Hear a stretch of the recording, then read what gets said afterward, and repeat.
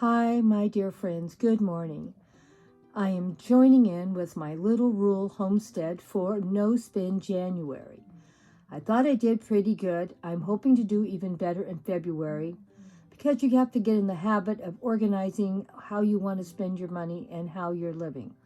So I thought it helped a lot, and I'm sure it's going to help a lot more in February because I'm going to know more where I need my money to be and what I need to spend it on. And this is a two-parter, so this is our second part. So please sit down with a cup of tea and coffee and see what I'm going to share. Also, please go check out My Little Rural Homestead, a great channel, and give her love and support, for we can keep doing content like this. Well, let's go see how Grandma spent her money in January and how her budget ended up. Well, this is what we also did this month. We paid for our Medicare was $216, and my medical expenses, it'd be different things that we have to buy during the month. Medicine, vitamins, things that are not covered by our health insurance. And I mean, a lot of it's covered, but there's a lot that isn't too. This month, we really didn't have very much extra go over, and we didn't hardly spend anything this last month. I had to pay,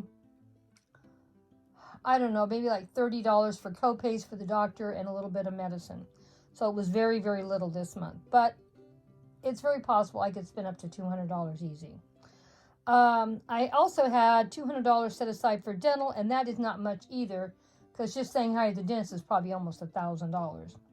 So this was supposed to be like $2,400 for the year if I could get one thing fixed every year in my mouth. I really don't know what I'm going to do about it. We're going to cut it down to $100. And my camp membership and vacation, I was going to take $100 a month for that. But even that is going to be too much. And my camp membership alone is $60 a month. So I have to take out $60 for that. So my car insurance is $264 a month, and the total of my income is $3,031.40. And my expenses that I just shared with you was $2,990. That left me $41.40. There is no way we can live on $10 a week besides what our normal expenses. So cutting down on the medical expenses and the dental work and cutting some out of my vacation and camp membership, that's $240, and adding 40 would be $280 extra a month. So that'd be like about $70 a week, that if something came up, we needed something. I know that sounds like a lot of money, but it really isn't. It goes pretty fast. But you need a little buffer there. You can't do a $10 a week. I don't know how anyone could be on $10 a week without being stressed out every day. You never know what you might need or want, and $10 is not going to do it. And then on top of it, we're going to have car repairs, and I didn't even factor that into the budget. Right now, it is not a problem because right now I am working, so we have other money coming in. Even though everything got paid on a timely manner, I tried to take everything that we need to live out of the Social Security checks. But like I had to take the dog to the vet, that I just paid out of my regular paycheck. There was a couple other things that I paid. And so it didn't make me any stress. It's just a matter of seeing where we're going, what we're going to have to cut down and move around. Now, once I really stopped working altogether, I realized that even this budget, even after I cut it down to what I'm going to do in February, I may have to cut a lot even more, and we'll have to wait and see. I think we could cut more out of the food budget, but I'm going to have to practice on it and get better at cooking budget meals. I'm already going to take another $80 away from the food budget too. Should have mentioned that. So that really gives us over $400. So that would give us $100 extra a month. But keep in mind, a lot of things can come up that I may have to pay out of a month. So like I had to take care of the dog. dog had to go to the vet. It was just going in and getting a physical and getting his flea medication, but it was over $160. So these things come up and you have to pay them. And so these are things I need to worry about. And of course, car repairs. But I also want to mention, I have money that's already in savings, not just what I'm saving right this second. So there is a little bit of wiggle room for the future.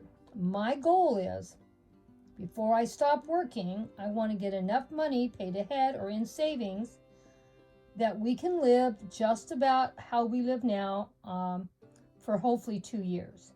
I have 2 years I can use my camp membership and enjoy it. Now, that camp membership is a luxury. It is not something that I would say is a necessity. So it's up to the grandkids if they want to pay the membership fee.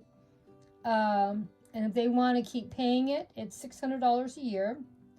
I'll keep the membership going. But if I'm not working, I am going to pay it 2 years ahead. And but once that money starts running out, I'm going to sell it if they're not going to pay it. So these are a lot of things that I can plan for and change around for when I actually do stop working and I just have Social Security. I know $60 doesn't sound like a lot, but it can make a big difference between surviving and not. And any money that I get from selling my camp membership, because I can sell it and get money out of it, I'll probably put that in savings to help in the future. If I don't sell it, I'm not going to worry about it. But I'm just not going to blow the money when I sell it either. It will go into a savings account to maybe help. Now, another thing I do want to mention, I already have money put aside and saved that's already for the taxes on our home. So that's why you didn't see taxes in this budget. And you won't see it even when I update next month. Because this is something, I already knew I was going to stop working. So we had already put in motion money to go for our taxes, the car tags for the car and the truck, and for a small home repair every year. So there is money that goes aside just for those things that have nothing to do with my Social Security. So that is also a help. So we'll see how it goes. We'll keep working on fine-tuning this. And like I said, once I really do stop working, and there really is no extra money for anything,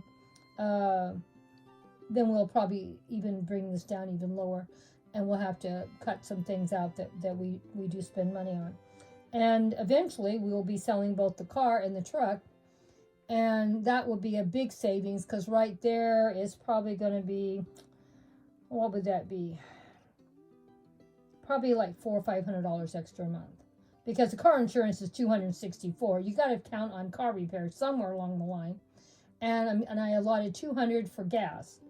So that's why that's probably going to be what's going to make it where we can live comfortably without worrying is when we sell the cars, because the cars do take a lot of money, and we'll just have to make do without it. Now, another reason why I'm considering selling them, I know I've mentioned this before, I have an eye problem. I can still see fine, but it's going to change in the future. It just hasn't changed yet. So I'm going to keep the car, and I'm going to keep working as long as I can.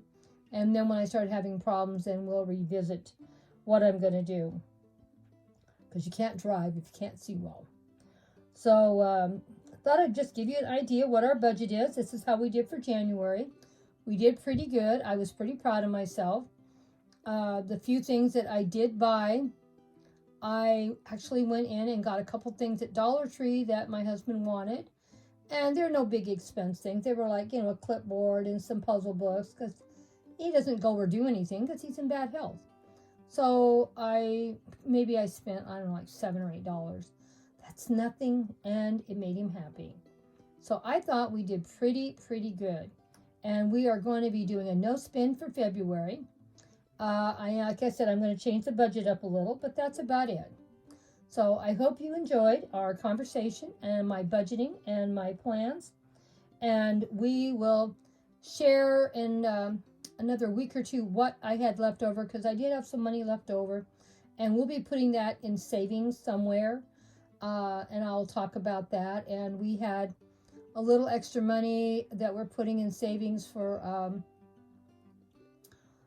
the recyclable, like $12, but it could still go into savings.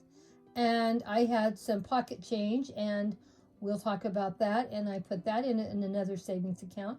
So even though I'm cutting down on how much I'm going to put in savings, I'm going to still put money in there on top of what I'm planning to put in there, with different little things like pocket change, recyclables, and you never know. I might even have a yard sale. I might make a few dollars there.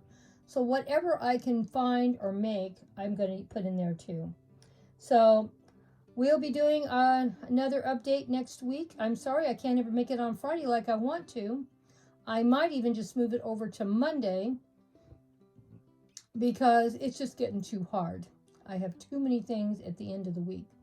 So I will let you know. I got to find the time to make another video.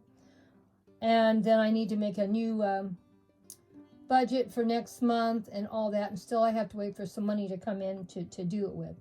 So we're going to do okay. We're going to share it. And we're going to be a little bit better next month, because now I know that I was really trying to save too much money and put in accounts, because we still have to have something to live on. So I hope you enjoyed my low budget, and I'm sure there are people that have even lower budgets than mine. So I'll see you next week. Bye-bye, guys.